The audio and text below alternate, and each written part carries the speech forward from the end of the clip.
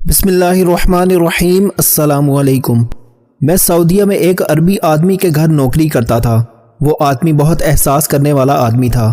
اس آدمی کی 5 بیویاں تھیں جو اس کے ساتھ محل میں رہتی تھیں، لیکن کوئی بھی بیوی اس کے ساتھ خوش نہ رہتی۔ پھر ایک دن اس نے اپنے سب سے چھوٹی بیوی کو طلاق دے کر مجھ سے اس کا نکاح کروا دیا۔ جیسے وہ لڑکی دلہن بن کر میرے کمرے میں آئی، اس کی حقیقت جان کر میرے پیروں تلے سے زمین نکل گئی کہ وہ عربی اور اس کی بیوی تو ہمارے کچھ رشتہ دار سعودی عرب میں کام کرتے تھے۔ ان لوگوں کا وہاں اپنا کاروبار تھا۔ مجھے جب بھی موقع ملتا میں ان سے یہی کہتا کہ خدا کے لیے اماں بیمار ہیں، بیوہ ہیں، آپ لوگ مجھے بھی اپنے ساتھ سعودی عرب کام کرنے کے لیے بلا لیں تاکہ میں اپنی ماں کا خیال رکھ سکوں۔ یہ لوگ میرے تایا کے بیٹے تھے۔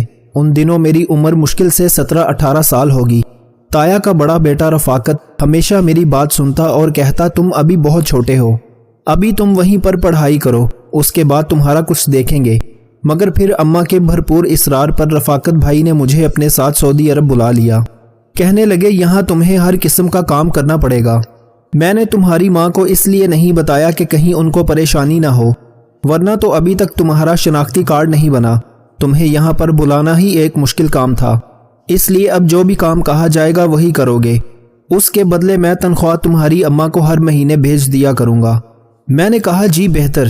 پھر کچھ سوچ کر بولے میں تمہیں ایک آدمی کے گھر بھیجوں گا، اس کی 4 بیویاں ہیں، بلکہ 5 ہیں۔ وہ کچھ مزید سوچ کر بولے ان 5 بیویوں کے کام کے لیے اسے ایک چھوٹے لڑکے کی ضرورت ہے جو بالغ نہ ہو۔ میں سمجھ سکتا ہوں تمہاری عمر اور تمہارا قد کاٹ ایسا ہے کہ تمہیں وہ آرام سے رکھ لیں گی، اچھے پیسے بھی دے گا۔ عورت کو یہ لوگ گھر میں کام کرنے کے لیے نہیں رکھتے، ورنہ یہ کسی لڑکی کو رکھ لیتے۔ چھوٹے لڑکے یہاں کام کرتے نہیں ہیں، اور پاکستان سے بھی تمہاری عمر کا کوئی نہیں آتا۔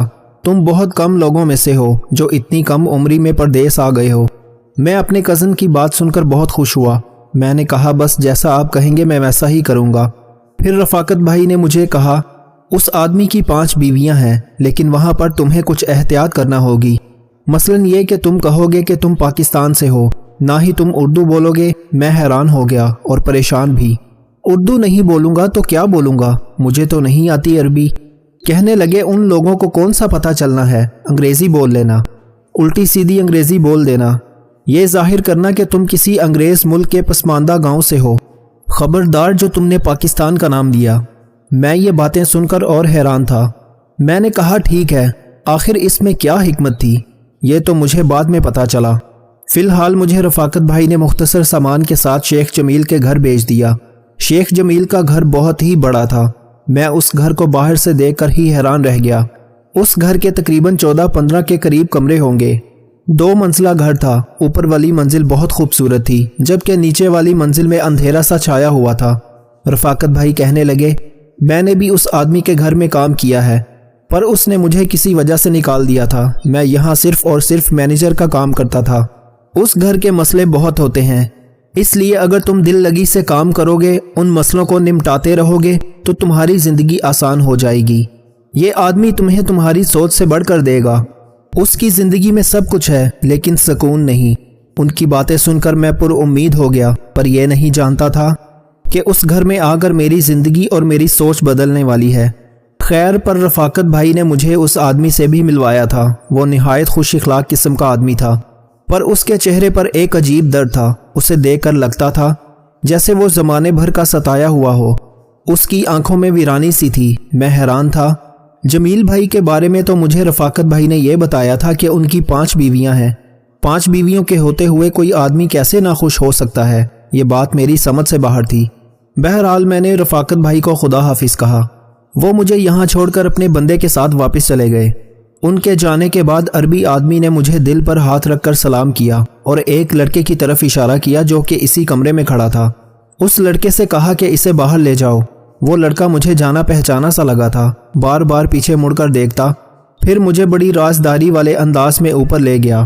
سیڑھیاں چڑھ کر اوپر آتے ہی سرگوشی والے انداز میں بولا مجھے پتا ہے کہ تم پاکستانی ہو، میں بنگلہ دیشی ہوں، لیکن خدا کے لیے یہاں پر اس بات کا پرچار مت کرنا کہ تمہیں ہندی یا اردو سمجھ آتی ہے۔ اس کی بھی ایک خاص وجہ ہے جو تمہیں بعد میں معلوم ہو جائے گی۔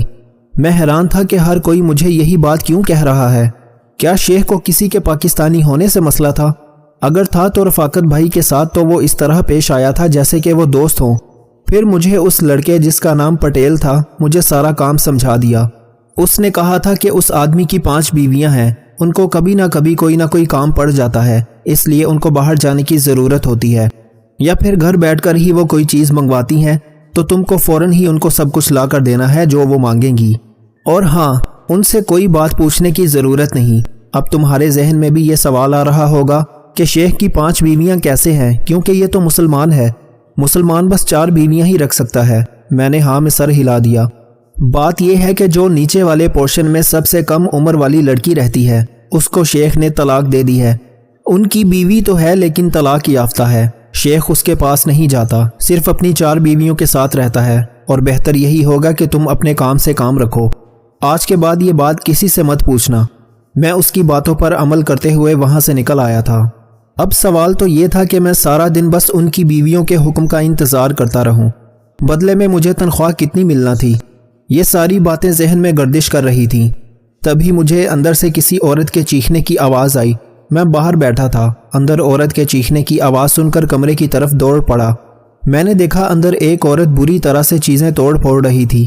وہ جوان لگتی تھی، اس کی عمر مشکل سے 27 یا 28 سال ہوگی، جبکہ وہی شیخ جو تھوڑی دیر پہلے مجھے کمرے میں ہدایات دے کر گیا تھا وہ اسے چپ کروانے کی کوشش کر رہا تھا۔ لڑکی بری طرح سے رو رہی تھی، جبکہ وہ عربی آدمی بڑی ہی فکر مندی میں اسے چپ کرواتا تو کبھی نیچے بیٹھا جاتا، لیکن وہ لڑکی کوئی بات سننے کے موڈ میں نہیں تھی۔ میں ڈر گیا کہ کہیں عربی کی باتیں چھپ کر سننے سے مجھے یہ نوکری سے نہ نکال دے۔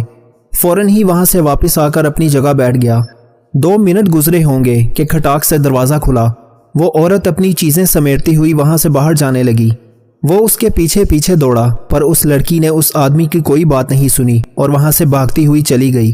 اس کی آنکھوں سے آنسو بہہ رہے تھے، لگتا تھا کہ وہ بہت بڑے کرب میں مبتلا ہے۔ وہ عربی چونکہ اسے پہلے روکنے کی کوشش کر رہا تھا، اس کے جانے کے بعد پھوٹ پھوٹ کر رونے لگا اور کہنے لگا، یا اللہ معافی۔ مجھے اس کی باتوں سے اتنا سمجھ آ گیا کہ وہ بہت شرمندہ ہے اپنی کسی حرکت سے اور اسے دہرانا بھی نہیں چاہتا تھا، مگر لاشعوری طور پر وہ ایسا ہی کرتا ہوگا، تبھی تو اپنی بیوی سے معافی مانگ رہا تھا۔ بہرحال میں چپ رہا۔ میں اپنے نئے حکم کا منتظر تھا کہ وہ میرے پاس آیا اور مجھے کچھ عجیب و غریب سے انداز میں باتیں کرنے لگا۔ میں اس کی بات نہیں سمجھ پایا۔ تبھی اس نے ایک لڑکے کو آواز دی۔ یہ وہی لڑکا تھا جس نے مجھے اس عربی کے بارے میں مختصر معلومات دی تھی۔ وہ پاس آ گیا۔ اس نے عربی میں کوئی بات کہی، عربی نے اسے کچھ سمجھایا اور پھر اس لڑکے نے مجھے جو کچھ بتایا وہ تو میری زندگی بدلنے والا تھا۔ میں یہ سن کر حیران رہ گیا۔ وہ عربی مجھ سے کہہ رہا تھا کہ تم میری ایک بیوی سے شادی کر لو۔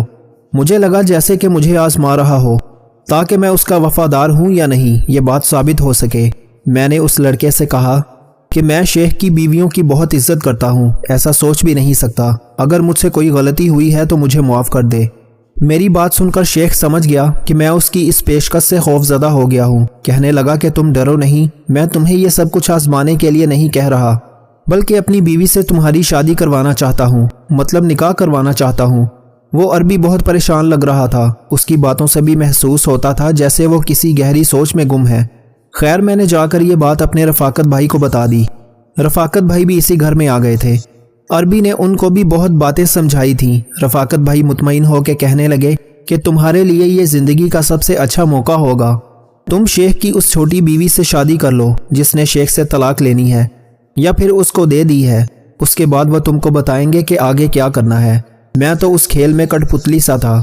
میں نے کہا جیسا میرے مالک کا حکم ہوگا میں ویسا ہی کروں گا۔ یوں میرے نکاح کی تاریخ مقرر کر دی گئی۔ تاریخ کیا تھی؟ پرسوں میرا نکاح ہونا قرار پایا تھا، جبکہ وہ لڑکی پاکستانی تھی، اس کا نام مریم تھا۔ یہ معلومات مجھ تک آ چکی تھی۔ میں یہ نہیں سمجھ پایا تھا کہ آخر مریم کے ساتھ شادی کرنے کا مجھے کیوں کہا جا رہا ہے، جبکہ یہ شیخ کی وہ بیوی ہے جسے وہ طلاق دے چکا ہے۔ بہرحال پرسوں کا دن تو آنا ہی تھا۔ میرا نکاح مریم کے ساتھ پڑھا دیا گیا۔ مریم نے روتے روتے نکاح کے لیے ہاں کہی تھی اور نکاح ہوتے ہی مجھے اور مریم کو ایک الگ کمرے میں بھیج دیا گیا۔ یہ کمرہ اچھی طرح سجایا گیا تھا۔ اس میں ریشم کے بستر تھے اور نرم گرم ایسے بستر جو میں نے کبھی دیکھے ہی نہیں تھے۔ مخملی پردے، ان پردوں کو دیکھ کر اس گھر کی عمارت کا اندازہ ہوتا تھا۔ میں چپ چاپ بیٹھا وہ پردے اور کمرہ ہی دیکھ رہا تھا کہ مریم روتی ہوئی میرے پاس آئی اور بولی، اب تم بھی مجھے طلاق دے دو گے؟ یہ بات مجھے معلوم ہے کہ میرے نصیب میں بس طلاقیں ہی لکھی ہیں۔ میں اس کو اردو بولتا دیکھ کر حیران نہیں تھا، کیونکہ پہلے ہی جان چکا تھا کہ وہ ایک پاکستانی ہے۔ وہ مجھ سے مختلف باتیں کرنے لگی، مگر اس کے چہرے پر درد صاف لکھا تھا۔ تم کون ہو؟ یہاں کیسے آئی ہو؟ اور کیا تم جانتی ہو کہ تمہاری شادی میرے ساتھ کیوں کروائی گئی ہے؟ میری یہ بات سن کر مریم مزید رونے لگی۔ اچھا رو تو نہیں؟ میں نے اس کا ہاتھ تھام لیا۔ ویسے بھی اب تو تمہارا میرے ساتھ نکاح ہو گیا ہے، اگر تم دکھی ہو تو تم میرے ساتھ بہت خوش رہو گی۔ میں ایک خیال رکھنے والا اچھا اور ایک معقول انسان ہوں۔ میری بات سن کر وہ پھیکی سی مسکراہٹ کے ساتھ ہنسی اور بولی، تمہارے ساتھ میرا نکاح عارضی ہے۔ تم تو بڑے ہی معصوم اور سیدھے سادے لڑکے ہو۔ تم یہ نہیں جانتے کہ تمہارا نکاح مجھ سے کروایا کیوں گیا ہے۔ تم فی الحال اس شادی کی خوشی میں خوش ہو۔ تم یہ نہیں جانتے کہ میری کہانی کیا ہے۔ میری عمر دیکھو، مجھ پر گزرے درد دیکھو، تو تم خود ہی جان جاؤ گے کہ میں جو کہہ رہی ہوں بالکل صحیح کہتی ہوں۔ یہ کہہ کر وہ دوبارہ رونے لگی۔ اگر تم مجھے اپنی پوری بات بتاؤ، پھر میں مسئلے کا کوئی نہ کوئی حل نکالنے کی کوشش ضرور کروں گا۔ تم دیکھ لینا، تمہیں میں مایوس نہیں کروں گا۔ یہ سن کر وہ یکدم خوش ہو گئی۔ چلو میں تمہیں اپنی کہانی سناتی ہوں، پھر تم سمجھ جاؤ گے کہ شیخ کی ہر بیوی اس کے کمرے سے آنے کے بعد روتی کیوں ہے، اور کیوں اس کے ساتھ کوئی بھی عورت بس نہیں پاتی۔ اس کے ساتھ اب تک 30 عورتوں کی شادی ہو چکی ہے۔ تم سوچ بھی نہیں سکتے ہو 30 شادیوں پر خرچہ کتنا آتا ہے، اور وہ لڑکیاں ڈھونڈنے میں وقت کتنا لگاتا ہے۔ یہ کہہ کر وہ ہنسنے لگی۔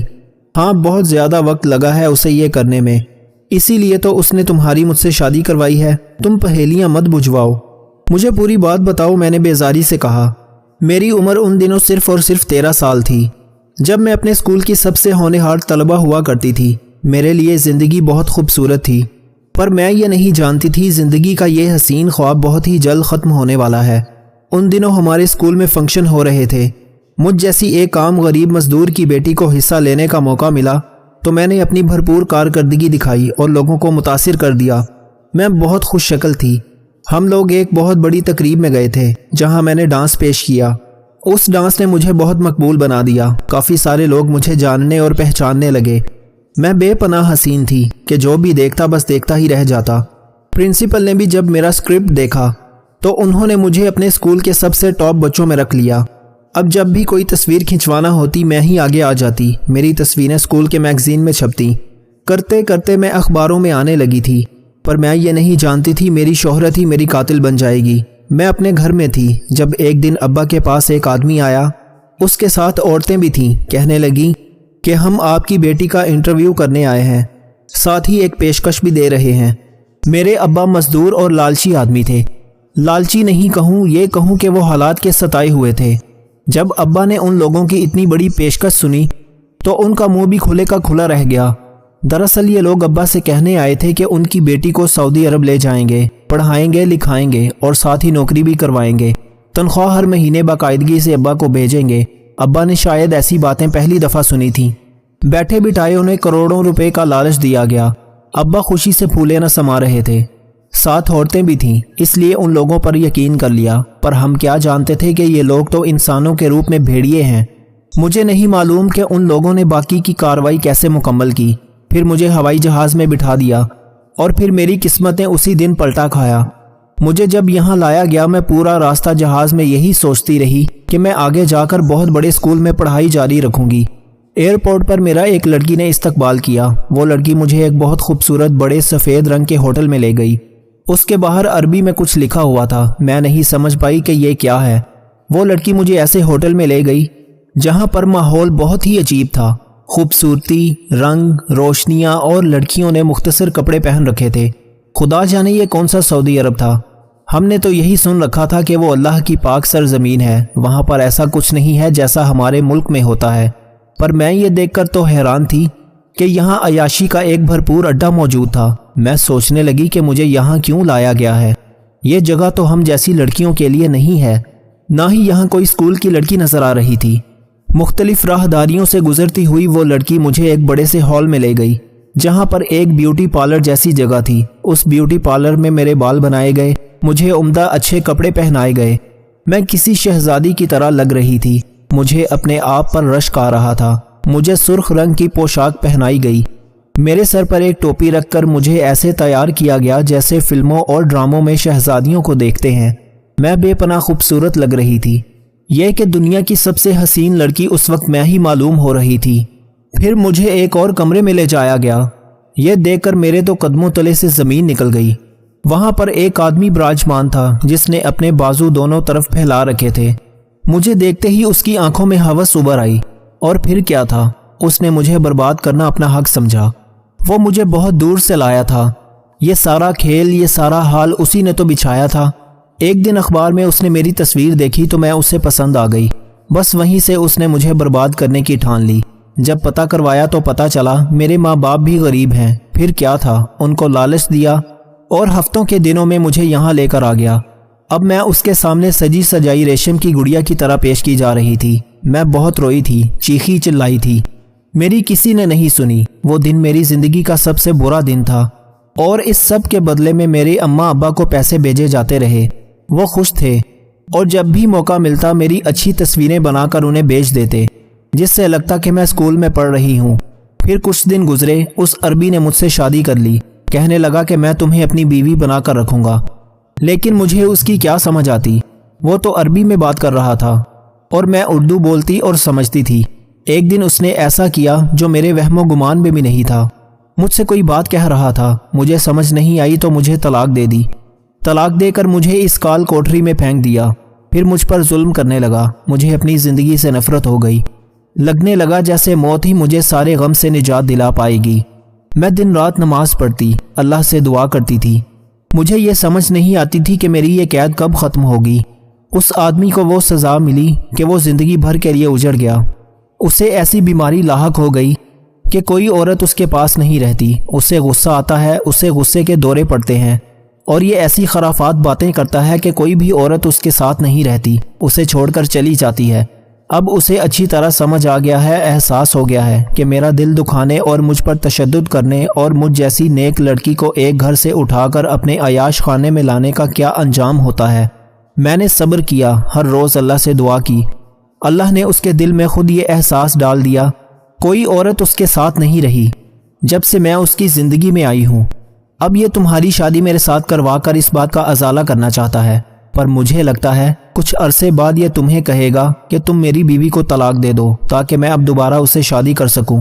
اس کی یہی ذہنیت سمجھ آتی ہے۔ یہ کہہ کر تو وہ خاموش ہو گئی۔ مجھ پر لرزہ طاری ہو گیا کہ یہ قوم کتنی عیاش ہے۔ کیا واقعی میں اس بیچاری لڑکی کو ایسے ہی اٹھا کر لایا گیا ہے؟ میری تو پریشانی کی انتہا نہ تھی۔